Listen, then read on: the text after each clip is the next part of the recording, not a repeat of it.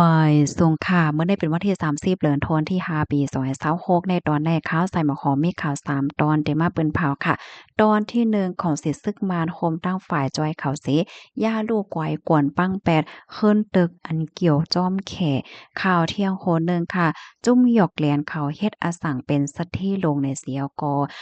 โจ้เปิ้นมาลงตื่นจอมค่ะเหรียญเอาเงินเปิ้นโห10ล้านมันไหนอ้อแล้วซื้อนั่นก็ดีมีป้าข่าวง่าวขันค่ำแลขันแลกเงินในวันมื้อในค่ะออนตั้งเปิ้นในเฮาคำมารับถมด้วยข่าวโหในเมื่อวันที่29เดือนธันวาคมที่5ปี2026ในมีข่าวง่าวออกมาว่าของสิศึกมารโคมป้าตั้ง KNA ค่ะไล่อ่อนกันเฮ็ดให้8ขึ้นเติกหลงอันเกี่ยวข้องสแกมเฮ็ดจังได๋เนาะในเปิ้นที่ช่วยกกโกอันต่อหน้ากันตั้งเจาเว้งแม่สอดและเจาเว้งแม่ระมาดเจตวนตากในค่ะอ๋อ เอาตั้งก้าหลงก้าแบคโฮเนี่ยค่ะนะถอนหนึ่งวันไหลแน่2ตีโฮมตั้งหมดก็ที่เป็นอยู่หมวก3ปากเศร้า2ตีไหลเจ้อเนี่ยค่ะเมื่อพ้องหนังนั้นค่ะเนาะฝ่ายตั้งขอเสียซึ่งมันเขาเนี่ยก็ยืนยันว่าปื้นตีเขภาคอันอยู่ฝ่ายตั้งปอตอนแต่ของเว้งเมียวตีนั่นในมีจุ้มจับเหียนเขาเลยเหย้าใน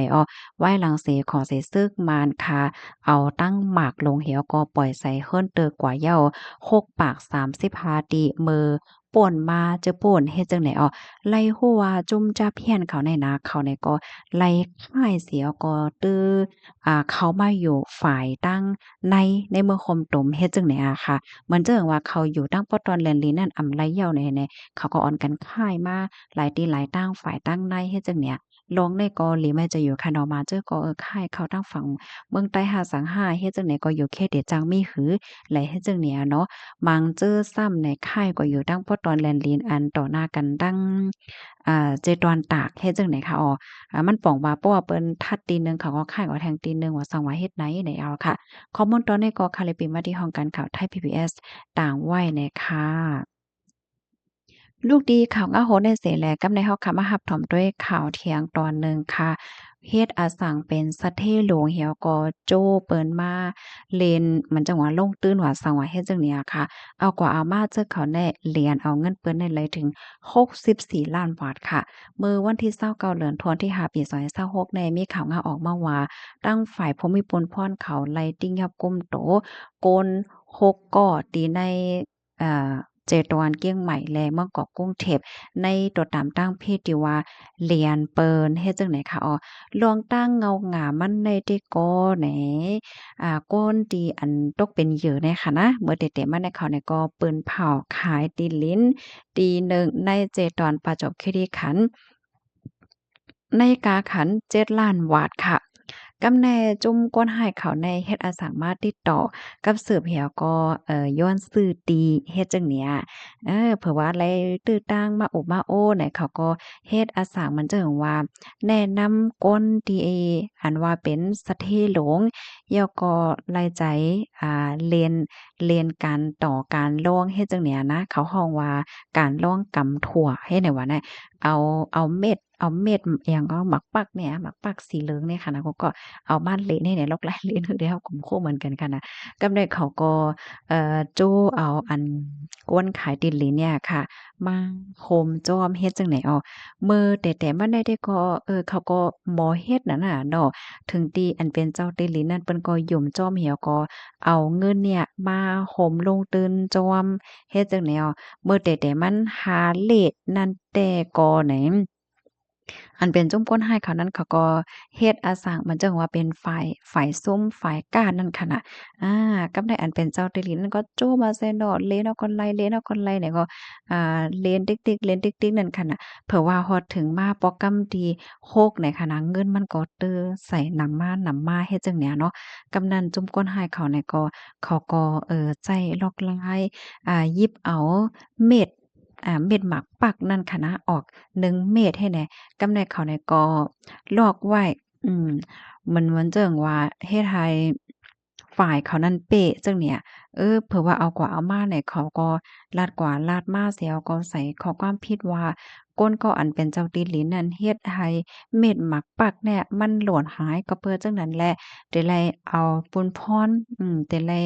หับเอากาเดี๋ยวไลใส่ปันกาหย่อแต้นตั้งเซ็งตั้งหมดเฮ็ดจังเนี่ยเนาะ กำในจุมก้นหายเขาเนี่ยก็หลอกเฮ็ดจั่งใดอะค่ะถึง6ปอก6กำใจลอกลายจั่งใดแน่ค่ะนะถึงดีเฮ็ดให้เจ้าตีหลินแน่แลกว่าโกงเงินตีในป่านเย่เงินเอาไว้ตีหลินเอาตีหลินเนี่ยกว่าขายกว่าฝากว่ากว่ายืมเงินญาติพี่น้องเฮ็ดจั่งใดมาเปิดตามาแกะมาหยอดแต้นคืนว่าซังว่าเฮ็ดจั่งใดเลยเฮ็ดนั้นก็ยังถูกหลอกให้รวยเงินเขาป่านมาเที่ยงเป็นหลายปอกหลายกำเฮ็ดแนวเนาะ เขาได้ก็ลาดว่าเป็นกากำประกันลองต่อลองร่วงไว้ให้แหน่ลื่นสุดเนี่ยก็ก้นหายนั่นก็ตัดขาดลองติดต่อกับสืบเหี่ยวก็ปลายหาหลายกว่าเนี่ยอ้อเพราะว่ามานับสวนโคมเงินอันไรเซ็งไรซุ่มกว่านั้นแต่ก็ตกอยู่64ล้านบาทเฮ็ดจังไหน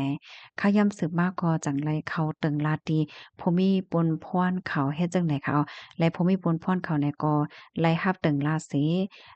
สืบจอมหาก้นหายในถึงตีป้อติงกับก้มโตไหลตั้งโคกเกาะยอก็ยึดเอาป้าโคขวางค่ะเนาะอำบ่ได้เป็นเงินว่าป้าปานว่าบัตรว่าคำว่ากองว่าสังว่าจังไหนยอก็มีป้าแทงโคกของอันกาขันใหญ่จังหนังหาหันที่ในเคียบหางในเหย้าเฮ็ดจังไหนอ้อมีป้าเทียงเกี่ยวเสียงเงินคำและเงินตุงเงินปลอมและจังใดกำนันผู้มีบุญพรก็เลยเอาโตเจอเขาในสูงกว่าดี โฮงปลิกขนอปันโตตามกว่าสำนักภาคเปิงใหม่มีวันเมืองมีข้อมูลตอนในคาลิเปมาที่ห้องการข่าววอกพอยต่างไว้นะครับข่าวง่าโหแน่ๆ คำว่นว่ามันเป็นตอนสอนตอนตาพี่ๆน้องๆเฮาคักหั้นนะบางป้อ บางไลในกวนหยอกกวนเหรียญแน่มันหลีโกนะคะเนาะเขาได้ก็ได้เฮ็ดอาสังมันจั่งว่าเป็นก้นมักก้นมีเฮ็ดแหนอะเนาะให้เปิ้นยุ่มยำว่าซั่งว่าเฮ็ดจั่งใดอะค่ะนะแล้วก็เข้าเรียนลอกไล่เหรียญกับปานมื้อเหลียวแน่มันได้มีหลายๆเมี่ยวค่ะเนาะเหรียญให้ฮักเหรียญให้ลงตื้นเหรียญให้การต่อการร้อง บางทีหำเหรียญขายโคขายของเฮ็ดจังได๋ค่ะเนาะโคของบางอันพี่น้องเขามาใจตื้อแล้วมันหลีเตห่ำหลีเตห่าเนี่ยพี่น้องเฮาเขาก็จังหันพรปางมันไหลกำเหลียวค่ะเนาะสอนสนามพี่น้องค่ะซื้อมากินด้วยตั้งกินตั้งยำยาๆว่าแหนพี่น้องเขากินกว่ากินกว่ากินกว่าเอ่อ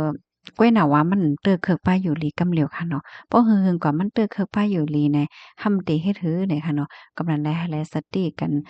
นำค่ะเนาะโคกของอันตุอันปลอมก็อะโลมันเหลิงมันนำหนาเฮ็ดจังเนี้ยนะอันใดยังกามหลีค่ะนะผู้มีปนพรเขาเปิ้นเขาทาสแหวก็เปิ้นยอกไหลกำเหลียวบ่เป็นบางทีบางตอนอันมีผู้มีปนพรเขาเขาทาสว่าหังว่าในเตตานหือเนี่ยค่ะเนาะอ๋อค่ะลูกดีเขาก็โหได้เข้ามาด้วยขันแลกเงินยอก็ขันคาบไหนค่ะเนาะตอนเมื่อวานตั้งในค่ะก็ไลลาดกว่ายอกำเนินก้อยกะขาเฮาซ้ำไล ลาดป่าลวงขันข้ามเลยค่ะดอกก้อยกะว่าบ้านลาดในตอนได้ค่ะค่ะก็ย้ำว่าพี่น้องเฮาค่ะเรียนสิรับถมอยู่โอตอนโกคิดๆหั้นเนาะบ้านของได้ขันค่ำตีในเมืองไทยค่ะโอ้โฮโอ้ค่ำคืนเหยี่ยวค่ะ คำแตงค่ะนะเพราะว่าเฮาค่ะมีเสียกว่าขาย1วันได้เฮาค่ะได้ขายแล้วอยู่6เหมือนเก่าแฮง6ปากเพราะว่าก็ซื้อซ้ำแต่ละปันอยู่6เหมือนเก่าแฮง8ปากคำห่างเคิงเพราะว่าเฮามีเสียกว่าขาย1วันได้ขายแล้วอยู่6เหมือน7แฮง2ปากเพราะว่าก็ซื้อซ้ำแต่ละปันอยู่70,000ปลาย6ปากนี่ออกคันแลกเงิน$1อเมริกันแลกเงินไทย32.56ค่ะกำไรเฮามาถ่อมด้วย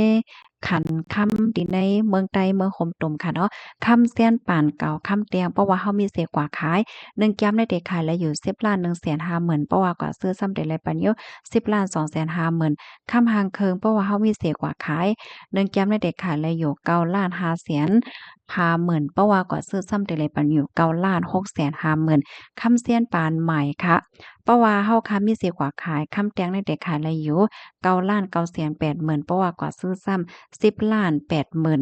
คำหางเคิงเพราะว่าเฮามีเสียกว่าขาย1แก้มได้ขายได้อยู่9,390,000เพราะว่าก็ซื้อซ้ำแต่ละปันอยู่9,490,000ในออกกำไรเฮามาถ่อมด้วยขัน